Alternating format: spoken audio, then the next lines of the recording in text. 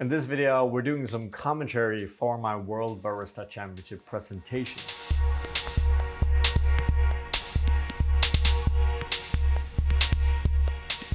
Welcome, my name is Patrik, Rolf, and this is Coffee with April. For this video, this is going to be a really special one in the terms that this is some kind of recap or description video of what I'm actually right now doing in Melbourne, which is competing in the World Barista Championship. And one of the frustrations looking at these competitions is that it's sometimes really difficult to kind of understand the details that goes into the presentation, right? Because what you see and hear is what we as competitors tell the judges, right? You normally don't really see what goes behind the scene, right? So what we're gonna try to do here in this video is to give you a little bit of insight in what I've actually been up to in Melbourne. And if all goes right, I should have just been in the World Barista Championship final. Let's see, right? It's not really up to me, but I'm gonna basically, in this video, show this is how we try to do things to end up in that final, right? So basically, step number one, the two coffees I've chosen and why I've chosen them, which is an important part of the presentation, but also naturally really important because you have to have tasty coffee. In the end of the day, this competition is a lot more about what you're tasting in the cups that you serve than the actual pitch, right? So a lot of the things you see is kind of secondary. If the coffee isn't delicious, or if you're not describing those taste notes accurately, then it's not gonna work. Now, historically in the championship, and what you see at least among the top 6 competitors in that final, is that they're all gonna have a few kind of attributes that are quite similar. So one, they're all gonna brew the espresso very similar in terms of dosage and volumes, at least in terms of what you hear in those presentations, which is not always exactly how it's been brewed, but we talk about that later. 2, they're most likely going to have coffees with a very low perceived acidity, right? So that's one of the things. Unfortunately, it's a competition system that just doesn't favor acidity. It doesn't really want it. We've seen that over many years. We heard that from many competitors, that quite often the determining factor is just that the acidity in this espresso is not balanced. It doesn't work, right?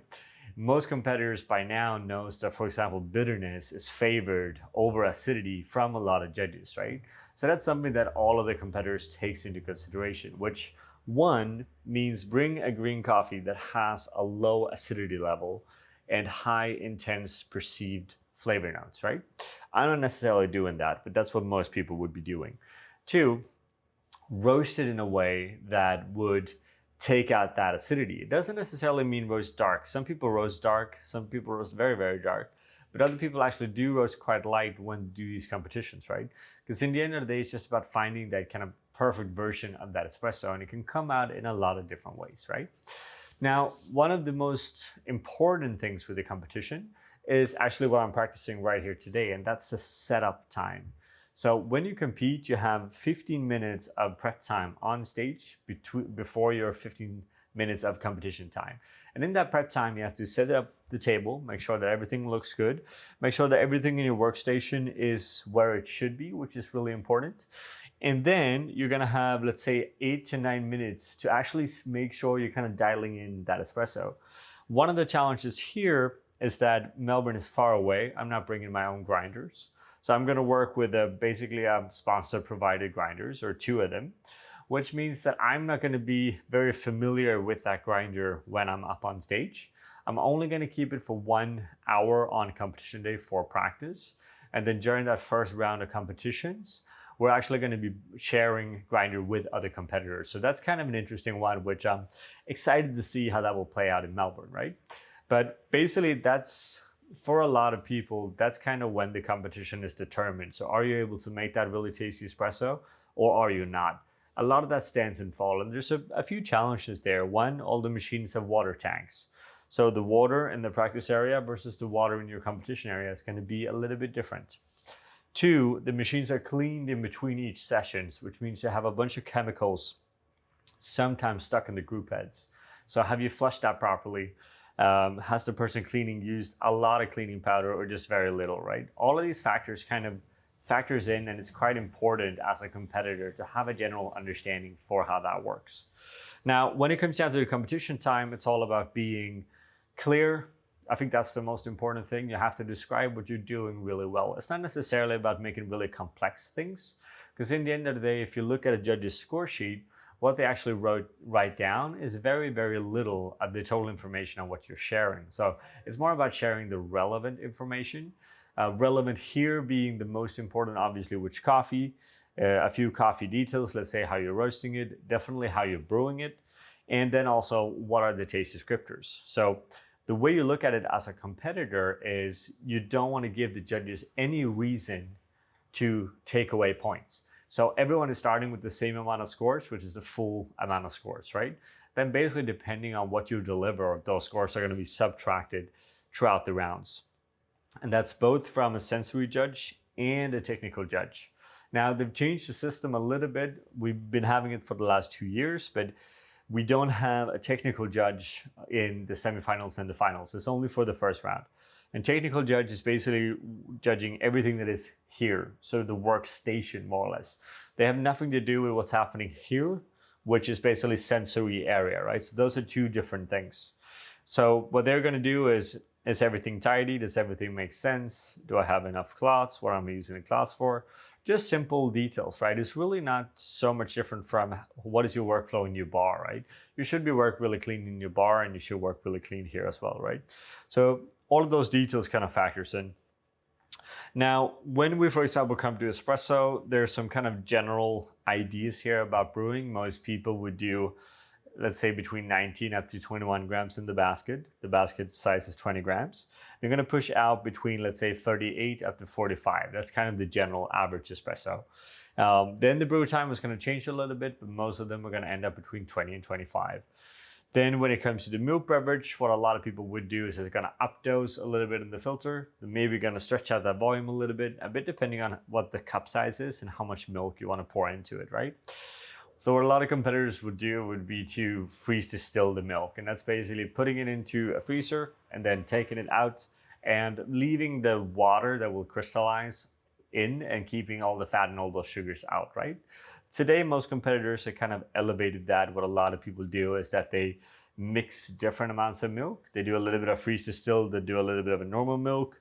A lot of people add lactose-free milk, which is perceived a little bit sweeter.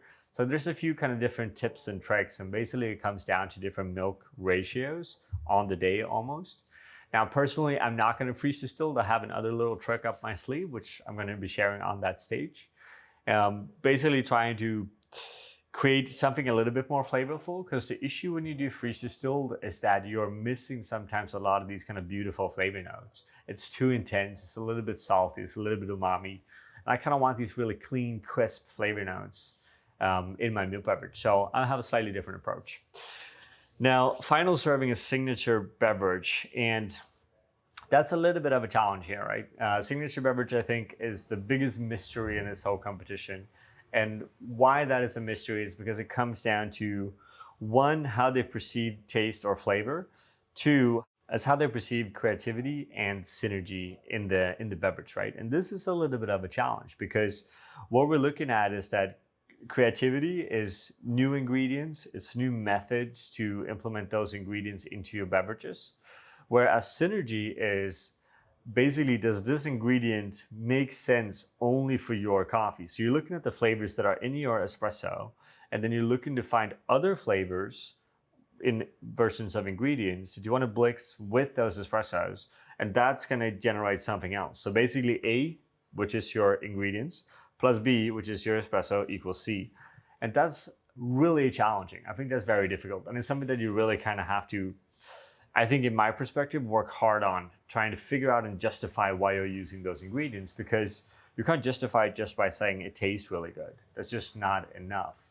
So you need to kind of take that next step and see if you can really kind of bind those flavors together. So in my case, it's basically making a relatively complex sugar syrup that has a bunch of different ingredients, and all of those different ingredients is kind of mixed together with your espresso, and then that will create new flavors. And then I'm basically adding some ice to chill it down, and I'm texturizing it using a mixer, which is a very common thing to do, and I've tried a few different versions of it. But the thing is that additional texture, and especially first sip, a lot of texture, second sip, less texture, makes a lot of sense and really creates a more complex taste experience. That was kind of a little bit of a breakdown of the kind of small things to think about. Overall, in terms of presentation, what I'm doing is relatively simple. I'm going to make this all about varietals. The reason for that is also very simple. And I'm going to say this in my presentation. So if you've seen it, then you already know. So basically, we're at a process today in the coffee industry where we see a lot of process-forward coffees. We talk more about new processes than we do varietals. And I think that's a really challenging situation to be.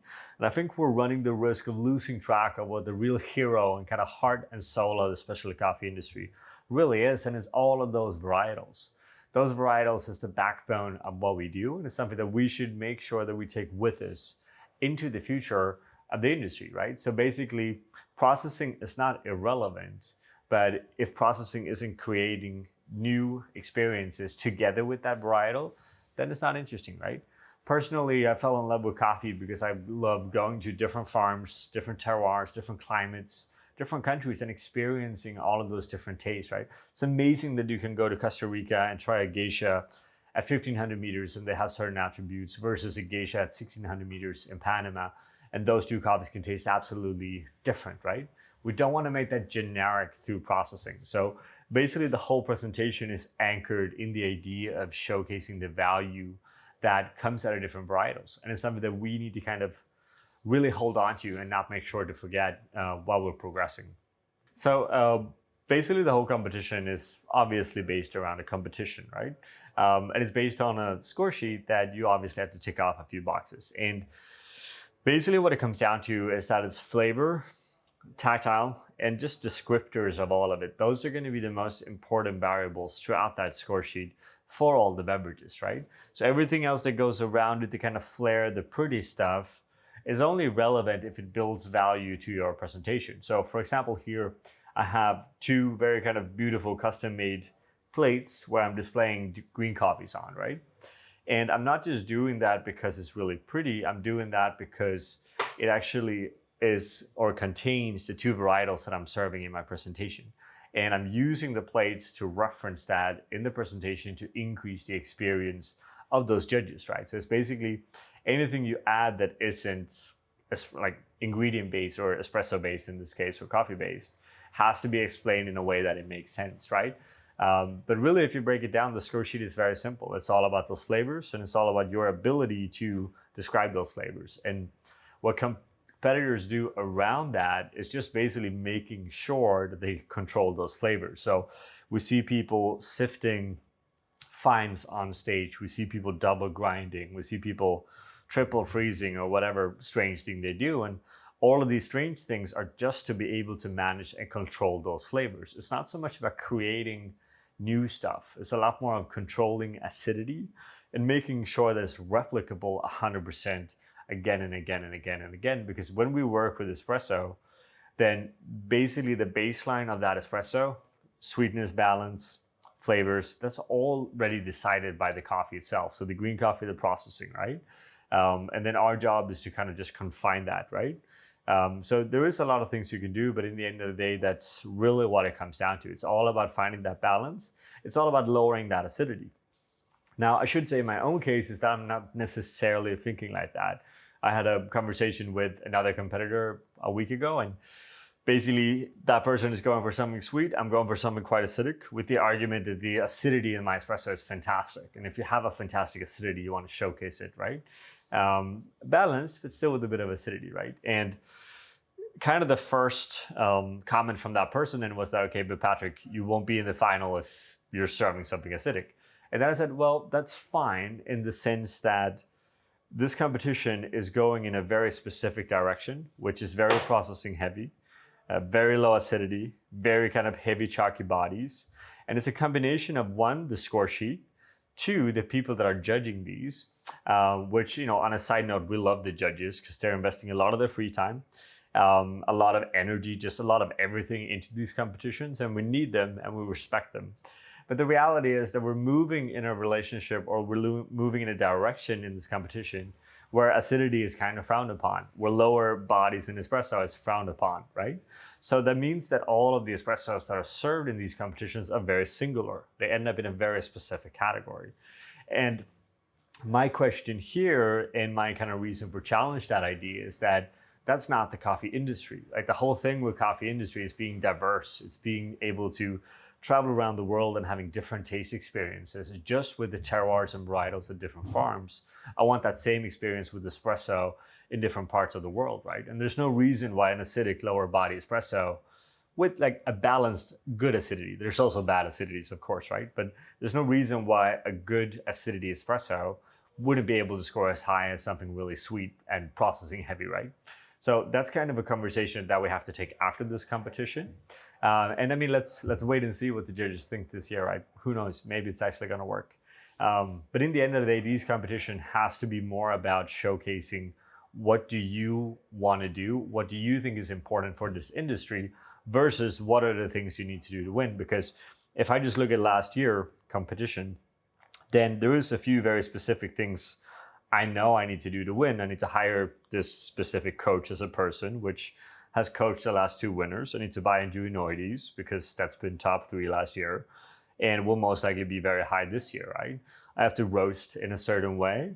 I have to add certain things to my coffees, and I probably have to work in a specific way with my milk, right? All of these things I already know. But the thing is, if we all end up just doing that same thing, then this competition is gonna, in the end of the day, not be very relevant for the industry, right? So we need to continue to kind of push that diversity. Anyhow, that's a lot of talking. We're gonna probably do more videos about this. Let's see how I feel after Melbourne. Let's first of all, go to Melbourne, make that happen. And this video was just to give you a little bit more insight in my own thoughts about this presentation. So you can kind of watch the presentation on one side and this video on the other side. And then hopefully you get a little bit more understanding for what we actually do in these competitions. With that, I want to thank you for watching as always. And if you have any comments, thoughts below, just please comment. We're always really happy to take that conversation. And thank you for watching. We want to give a special thank you to all of our Patreon supporters. It's because of you that we are able to continue to make these videos. And we want you all to feel free to always come with suggestions and ideas on the content that you want to see because we are doing this for you and because of you. Thank you from all of us here at April.